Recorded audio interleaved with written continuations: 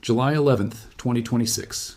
The footage CENTCOM released 2 days ago is still circulating across every defense analysis platform on the internet, and if you have not watched it yet, you need to. Fireballs erupting along the Iranian coastline. 2,000-pound GBU-31 joint direct attack munitions detonating against Iranian military infrastructure in sequences that look less like surgical strikes and more like a systematic demolition. Ballistic missile launchers reduced to scrap metal. Coastal radar batteries that spent years watching commercial shipping through the Strait of Hormuz, watching nothing anymore because they no longer exist. Drone launching facilities, the same facilities that dispatched Shahed kamikaze drones into civilian neighborhoods across the Gulf, burning. 170 confirmed Iranian military targets struck over 48 hours. 2 nights, one unambiguous message. Iran's generals are in a panic they are trying to disguise as defiance, and the two things are not mutually exclusive. But let's back all the way up. Because to understand what just happened over the Iranian coastline in the past 48 hours, you need to understand what has been building across months of failed diplomacy, deliberate escalation, and a fundamental miscalculation by the Iranian regime about how far the current American administration was willing to go. The Strait of Hormuz is not simply a geographic choke point. It is the single most economically consequential waterway on the planet. Approximately 20% of the world's oil supply passes through a corridor that, at its narrowest point, is only 21 miles wide. Iran has understood for decades that physical control of this strait, or even the credible threat of disrupting it, gives Tehran a form of economic leverage that vastly exceeds what its conventional military power could achieve in any direct confrontation with a NATO-aligned adversary. The strategy was never to win a war in the Strait of Hormuz. The strategy was to make operating in it expensive enough that the international community would negotiate on Iran's terms rather than bear the cost of keeping it open. For years, that calculation worked. Proxy forces in Yemen targeted tankers with anti-ship missiles and drone strikes. IRGC fast attack boats harassed commercial vessels in provocative intercepts that stopped just short of outright attack. Mining operations threatened shipping lanes. Every escalation was calibrated just below the threshold that would compel a decisive American military response, and the diplomatic backchannel always provided an off-ramp that allowed Tehran to de-escalate when the pressure got too close to that line. It was a masterclass in coercive statecraft, and it worked right up until the moment it stopped working. What stopped it was Monday, July the 7th, 2026. That day, Iranian forces attacked 3 commercial vessels transiting the Strait of Hormuz. 5 confirmed drone and missile strikes across all 3 ships. Iranian state media ran its standard line about ignored warnings and unspecified maritime violations. No official claim of responsibility from Tehran. The regime's standard protocol for maintaining plausible deniability on IRGC naval operations. But CENTCOM does not need an official claim when it has target imagery, signals intelligence, and 4 decades of documented IRGC attack signatures to work from. The Trump administration had provided Iran multiple off-ramps in the preceding months. Negotiations had produced what was characterized publicly as a ceasefire understanding, an agreement that Iran would cease targeting commercial shipping in exchange for sanctions relief discussions and a reduction in American forward military posture. Iran's negotiators had taken that deal. Iran's IRGC commanders apparently had not. The July 7th strikes on commercial shipping were not an accident. They were not a miscommunication between different branches of the Iranian government. They were the IRGC Navy exercising operational authority over the strait in a way that deliberately bypassed whatever agreement Iran's diplomatic corps had reached, because the IRGC has institutional interests in maintaining strait disruption that are entirely separate from the interests of Iranian diplomats trying to secure sanctions relief. That gap between what Iranian negotiators agree to and what IRGC commanders authorize is not a bug in the Iranian system. It is a feature. And on July 7th, it produced a military response of a scale Tehran had been gambling it would never actually face. CENTCOM did not wait. On the night of July the 7th, moving into July 8th, American forces struck 80 Iranian military targets. Night 1, 80 targets. That number alone would have been the largest American military action against Iran in history. CENTCOM was not done. Night 2, July 8th into July 9th, was larger. 90 targets. The strike package expanded geographically across a spread that makes clear this was not a reactive strike designed to demonstrate resolve and then stop. The targeting included Ar-Ashar, Bandar Abbas, Konarak, Chabahar, Bushehr, and Al-Khala in northeastern Iran. Read that list carefully, because one location on it changes the entire strategic picture of what CENTCOM is actually doing. Chabahar, Iran's only deepwater port with direct access to the Indian Ocean, the one maritime outlet Tehran possesses that bypasses the Strait of Hormuz entirely. For years, Chabahar represented Iran's contingency plan, the port that would allow Iran to maintain some form of maritime trade access, even in a scenario where the strait itself became contested. Striking Chabahar is not defending the Strait of Hormuz. Striking Chabahar is systematically eliminating every Iranian naval option, coastline by coastline, port by port, until Tehran has no maritime leverage left to exercise anywhere. CENTCOM is not playing defense. CENTCOM is executing what appears to be a comprehensive degradation campaign against the entire Iranian naval and coastal strike infrastructure, and the geographic breadth of the targeting makes that intent impossible to misread. 170 targets over 48 hours, 80 the first night, 90 the second. The mathematics of that expansion are themselves a message. If night 1 was meant to compel de-escalation and Iran instead continued, night 2 was larger. If Iran escalates further, the implication of that arithmetic is not subtle.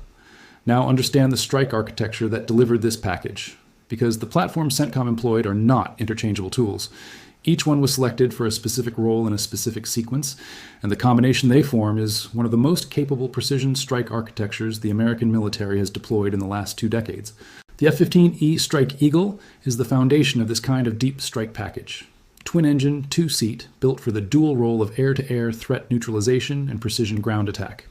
The Strike Eagle carries GBU-31 Joint Direct Attack munitions, the 2,000-pound weapons visible in CENTCOM's released footage, and GBU-38 500-pound munitions for smaller, more precise effects against targets, where the surrounding environment limits acceptable blast radius. The Strike Eagle's avionics allow it to engage static targets with GPS-guided weapons and shift to laser-designated attack profiles against moving or time-sensitive targets without reconfiguring the aircraft. Against Iranian coastal infrastructure, radar sites, missile batteries, naval facilities, drone storage, and launch points, the Strike Eagle delivers effects at ranges and on timelines that make Iranian air defenses a reaction problem rather than an intercept problem. The F-16CJ Wild Weasel performs a specific and essential role in any contested airspace strike package. Wild Weasel is not a generic label. It is a mission designation earned through the most dangerous job in tactical aviation, deliberately flying toward an adversary's surface-to-air missile systems to suppress or destroy them before the rest of the strike package arrives.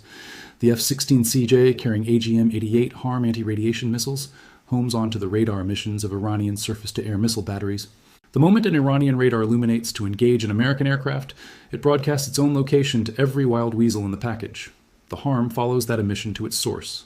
Iranian radar operators face a choice that has no good answer: keep the radar active and paint a target on themselves, or shut it down and go blind at the moment the strike package is inbound. The CENTCOM footage includes what appears to be a Wild Weasel engagement against a coastal radar site, one of the radar installations that had been providing targeting data for Iran's Strait harassment operations. That radar does not provide targeting data anymore. The F-18 Super Hornet operates from the carrier strike group positioned in the region, and its role in this package is the one that gives CENTCOM flexibility no land-based strike architecture can replicate. When you need a strike aircraft over Iranian coastal targets within minutes of a decision being made, and you need to sustain that capability around the clock without dependence on basing agreements with regional partners, the carrier deck is the answer. The Super Hornet carries the AGM-84 Harpoon for anti-ship engagements against IRGC naval targets, the fast attack craft and patrol boats that have been the primary instrument of Iran's Strait harassment operations. Against a fast attack boat at sea, a Harpoon is not a threat, it is a conclusion. The EA-18G Growler completes the electronic warfare layer that makes the entire package possible. The Growler carries the ALQ-99 tactical jamming system, which suppresses Iranian air defense radars across the frequency bands those systems rely on for tracking and fire control. In a target package as geographically spread as the July 7th and 9th strikes, the Growler creates an electromagnetic environment in which Iranian air defenses are degraded before any strike aircraft enters their theoretical engagement envelope. The Wild Weasel kills the radars that try to look through the jamming. The Growler makes looking through it nearly impossible in the first place. Together, they create a layered suppression effect that the Iranian integrated air defense system, whatever its pre-strike capability was, is not designed to simultaneously defeat. The Tomahawk cruise missile, fired from Arleigh Burke-class destroyers in the region, adds a dimension that changes the tactical calculus for Iranian commanders in a specific way. The Tomahawk carries a 1,000-pound warhead. It has a range exceeding 1,000 miles. And it flies its terminal approach profile at approximately 100 feet above the surface, below the altitude band that Iranian radar systems are optimized to track. An Iranian air defense commander, who is simultaneously trying to manage strike aircraft inbound from multiple axes while his suppression systems are being jammed and his radar operators are debating whether to illuminate and get killed by a HARM, is not going to track a Tomahawk at 100 feet until it is seconds from impact. The The Tomahawk does not need to defeat Iranian air defenses. It simply needs to arrive before Iranian air defenses can respond to it. At 100 feet and subsonic terminal velocity, it does exactly that. MQ-9 Reaper unmanned aircraft complete the picture. Against IRGC fast attack craft operating in the confined waterways of the Strait and the Gulf of Oman, the MQ-9 provides persistent surveillance and strike capability that a crewed aircraft cannot sustain economically. A Reaper can loiter over a maritime patrol area for 20 hours. It can prosecute targets that a Strike Eagle sortie would require an entire mission cycle to engage. And against the Shaheds, the Lancets, the small reconnaissance drones that Iran has been operating in the maritime domain to extend the surveillance range of its Strait harassment operation, the Reaper is the appropriate tool for counter-UAS engagement at the scale and tempo this campaign requires. Look at that architecture as a system rather than as individual platforms. The Wild Weasel clears the air defense. The Growler blinds the radar operators who survive the Wild Weasel. The Strike Eagle delivers mass precision effects against fixed infrastructure. The Super Hornet handles naval targets. The Tomahawk reaches the hardened or deeply positioned targets that require penetrating where crewed aircraft risk exceeds mission requirements. The Reaper handles the persistent small target problem. And CENTCOM's forward headquarters coordinates the entire package from a planning cycle that produced 170 target hits across 2 nights over a geographic spread covering most of Iran's southern and coastal military infrastructure. That is not a retaliatory strike. That is a campaign. Now let's talk about what Iran did in response, because this is where the gap between Iranian military rhetoric and Iranian operational reality becomes impossible to ignore. Iran's parliament speaker, Mohammad Bakr Ghalibaf, posted publicly while the strikes were still ongoing. His statement read, in part, that America had not yet learned that bullying was no longer cost-free, and that if the United States struck, it would be hit in return. He made a second declaration that the Strait of Hormuz would open only with Iranian arrangements, not American threats. Read that carefully. Iran's lead nuclear negotiator, the official face of Tehran's diplomatic outreach to the West, publicly declaring, while his own country is receiving 170 military strikes, that the strait belongs to Iran and will operate on Iran's terms, not as a private communication, not as a back-channel message, as a public social media post. While Iranian negotiators were simultaneously calling Washington trying to reach a deal, that is not a unified government executing a coherent strategy. That is 2 different power centers inside the Iranian system, pursuing 2 diametrically opposite objectives at the same moment, and neither one has the authority to stop the other. Mohsen Rezaei, military advisor to the supreme leader, issued a warning that the aggressor and its accomplices would be severely punished. The Iranian Foreign Ministry called the American strikes a gross war crime and described the American administration as evil. These statements are consistent with what Iranian officials have said after every American military action in the region for the past 2 decades. They are institutional reflexes, not strategic communications. The audience for these statements is not Washington. It is the domestic Iranian population and the network of proxy forces Iran maintains across the region. Hezbollah remnants, Iraqi militia factions, Houthi elements, all of whom need to believe that Tehran is responding forcefully even when the operational picture tells a different story. What Iran actually did in response operationally was launch Shahed kamikaze drones at civilian targets, not American military bases, not carrier strike group support infrastructure, not the regional air bases from which American strikes originated. Civilian residential areas in Bahrain, civilian neighborhoods in Kuwait, Qatar. The Bahrain Defense Force characterized it as a systematic campaign of heinous attacks involving missiles and drones targeting civilian populations rather than military objectives. International airports, residential towers, hotels, the same drone platforms that Iran has been exporting to Russia for use against Ukrainian apartment buildings and power infrastructure, now being used by the same operators against Gulf nations that Iran publicly calls negotiating partners. There is a specific logic to this targeting that is worth understanding, and it is not the logic of a military organization trying to achieve tactical objectives. It is the logic of a coercive terror campaign. Iran's military cannot engage American carrier strike groups in conventional naval warfare and survive the engagement. Its fast attack boat fleet has been degraded. Its coastal radar network is burning. Its drone launch facilities are being systematically eliminated. What Iran can do, what proxy forces have been trained to do across decades of IRGC doctrine development, is create enough civilian suffering in neighboring countries that those countries pressure Washington to accept a ceasefire before CENTCOM finishes the job. The targeting of civilian infrastructure in Bahrain is not a military response to American strikes. It is an attempt to generate political pressure on the Trump administration from Gulf partners who are simultaneously hosting American forces and absorbing Iranian drone attacks on their population centers. It is a hostage-taking strategy at the geopolitical level, and it came directly out of the same IRGC playbook that trained the Houthis that armed Hezbollah, that built the proxy network Iran has spent 40 years assembling across the region. Simultaneously with the military strikes, the U.S. Treasury revoked the general license allowing Iran to conduct oil sales through legitimate channels. This is the financial pressure track running in parallel with the military track, and its significance cannot be overstated. Iran's oil revenue represents the primary funding mechanism for everything the IRGC operates: the fast attack boats, the drone programs, the proxy force stipends, the missile development programs, the nuclear enrichment infrastructure. Without legitimate oil revenue, Iran can still sell oil through sanctioned channels to sanctioned buyers, primarily certain Chinese refineries and intermediaries. But those transactions happen at significant discounts, through intermediaries who extract fees, and through logistics chains that are inherently more fragile and expensive than legitimate commercial oil sales. The Treasury revocation does not cut Iran's oil revenue to zero. It cuts it to a fraction of what it was, and it does so at the precise moment when IRGC military infrastructure is absorbing the most expensive repair and replacement bill it has ever faced. The convergence of three simultaneous pressure tracks is what makes this moment different from every previous American military action against Iran in recent history. The first track is military. 170 targets hit, coastal and naval infrastructure degraded, drone launch capacity reduced, radar network suppressed, fast attack boat fleet diminished. The second track is financial. Oil revenues frozen through legitimate channels, sanctions architecture fully reimposed, economic pressure reaching the funding sources of the very IRGC programs the military strikes are targeting. The third track is psychological. Iran's negotiators are simultaneously calling Washington for a deal, while IRGC commanders are publicly threatening escalation and privately watching their infrastructure burn, and the supreme leader is invisible. That third point requires its own examination, because it may be the most consequential variable in this entire situation, and it is the one receiving the least analytical attention in mainstream coverage.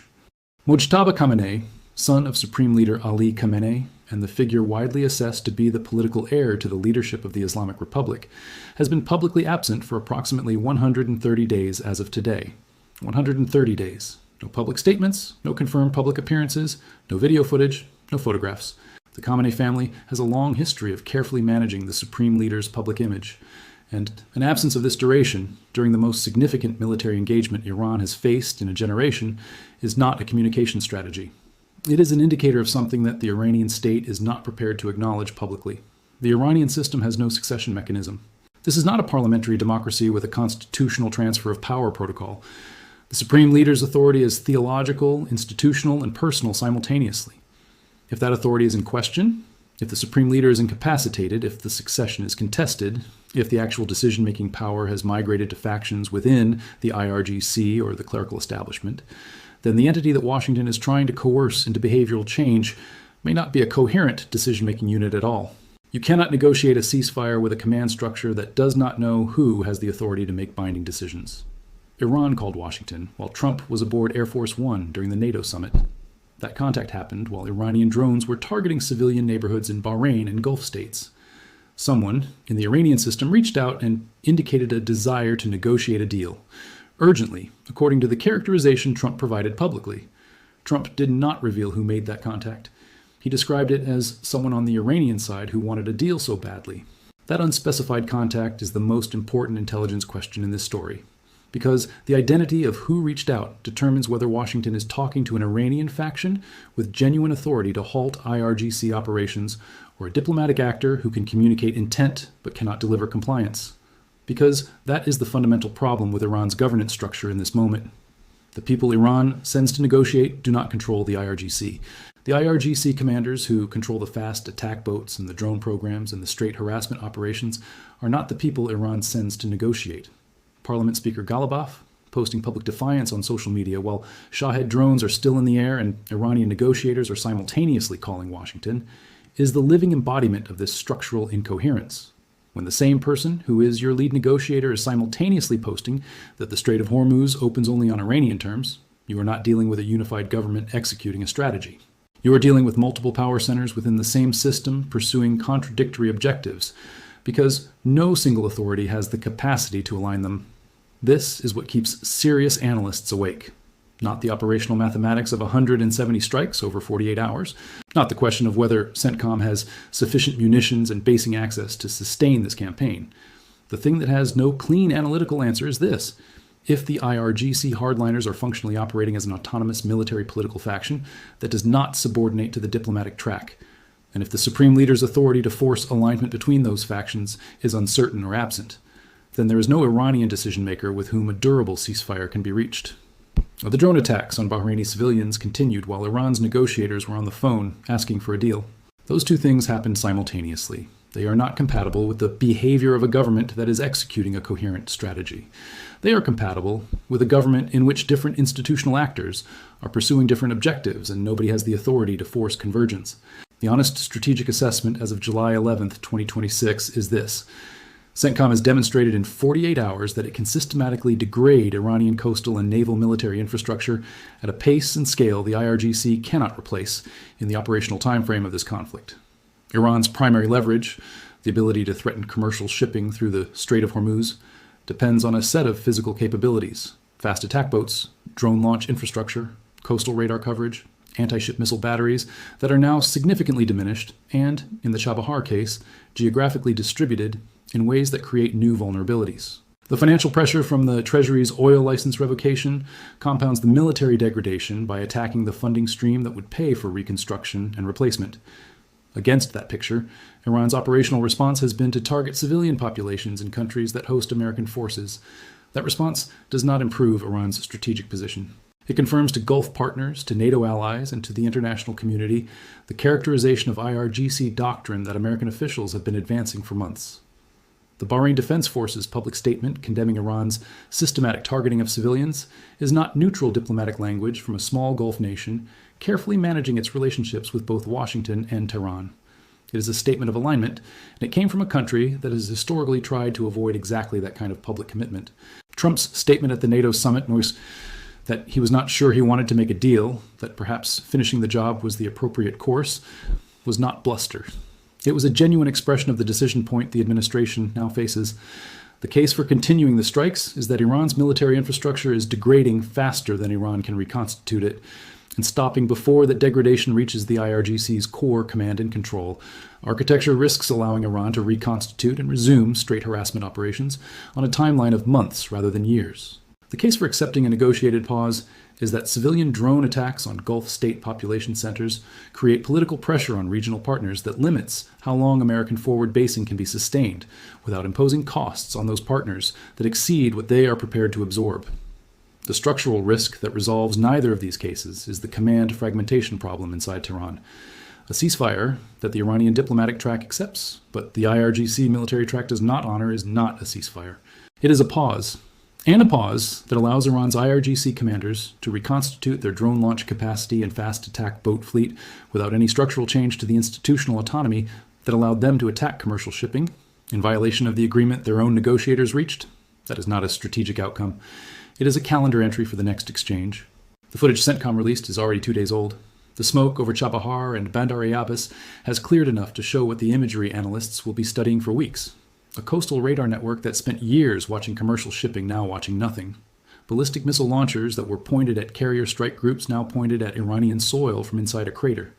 Drone launch facilities that dispatched Shahed munitions into residential buildings, now structural debris on an Iranian military installation. 170 targets. 48 hours, 2 nights. Iran's parliament speaker posted defiance while the fires were still burning, announcing that the Strait of Hormuz opens only with Iranian arrangements. Read that again. Because the question that statement raises is not whether Iran will maintain that position publicly. Of course it will. The question is whether the military infrastructure that gave that position operational meaning, the fast attack boats, the radar coverage, the drone capacity, the coastal strike systems, still exists in sufficient quantity to enforce it. On July 7th, Iran decided once more to test the threshold. 3 commercial vessels, 5 drone and missile strikes. The same coercive logic that had worked for years. The same calculation that the cost of a decisive American response would exceed the benefit of enforcing the freedom of navigation that international maritime law requires in that waterway. 2 nights later, 170 Iranian military targets had been struck. Iran's deepwater port bypass route had been hit. Its coastal radar architecture had been degraded. Its drone launch infrastructure had been targeted. Its oil revenue had been frozen. And the person that Washington believes should have the authority to stop all of it has not made a confirmed public appearance in 130 days. Somewhere in Tehran, in the IRGC command structure that is now making decisions that its diplomatic corps cannot walk back and its supreme leader cannot publicly manage, the hardliners, who launched 5 drones at commercial ships on July 7th, are looking at what those 5 drones cost their country's military infrastructure over the 48 hours that followed. The arithmetic is not favorable to the people who made that decision, but the arithmetic has never been the point. The IRGC does not measure success the way a conventional military measures success. It measures the durability of its institutional control over Iranian policy, its grip on the strait, its capacity to sustain the proxy network that gives it influence across the region. All of those things are now under simultaneous pressure from 3 converging tracks, and the authority figure who might force the institutional alignment that could halt the cycle is invisible. That is where this stands on July 11th, 2026, not resolved, not concluded. 170 targets hit, and the Strait of Hormuz still contested, and a ghost running a country and negotiators calling Washington, while drones hit civilian towers in Bahrain. The fireballs in CENTCOM's footage have already cooled. What has not cooled is the fundamental question of whether there is a coherent Iranian decision-making authority capable of making a commitment that the IRGC will actually honor, and what CENTCOM's posture will be on the night this conflict enters its 3rd act.